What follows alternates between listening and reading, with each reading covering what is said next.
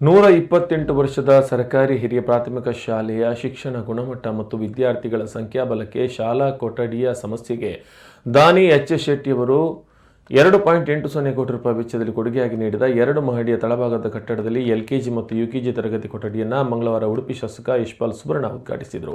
ಈ ಸಂದರ್ಭ ಅವರು ಮಾತನಾಡಿ, ಉಡುಪಿ ಜಿಲ್ಲೆ ಶಿಕ್ಷಣಕ್ಕೆ ಹೆಚ್ಚು ಮಹತ್ವ ನೀಡುತ್ತಿರುವ ಕಾರಣ ಇಲ್ಲಿ ದಾನಿಗಳು ಕೂಡ ನೆರವಾಗುತ್ತಿರುವುದು ರಾಷ್ಟ್ರಕ್ಕೆ ಮಾದರಿ ಎಂದರು. ವಾರಂಬಳಿ ಗ್ರಾಮ ಪಂಚಾಯತ್ ಅಧ್ಯಕ್ಷ ನಿತ್ಯಾನಂದ, ಬ್ರಹ್ಮಾವರ ಕ್ಷೇತ್ರ ಶಿಕ್ಷಣಾಧಿಕಾರಿ ಶಬನಾ ಅಂಜುಮ್, ನಿವೃತ್ತ ಮುಖ್ಯೋಪಾಧ್ಯಾಯ ಬಿಟಿ ನಾಯ್ಕ್, ಸರ್ಕಾರಿ ಪದವಿ ಪೂರ್ವ ಕಾಲೇಜಿನ ರವೀಂದ್ರ ಉಪಾಧ್ಯಾಯ, ಪ್ರೌಢಶಾಲೆ ಉಮ್ಮಾಪಿ ಸೇರಿದಂತೆ ಅನೇಕರು ಉಪಸ್ಥಿತರಿದ್ದರು.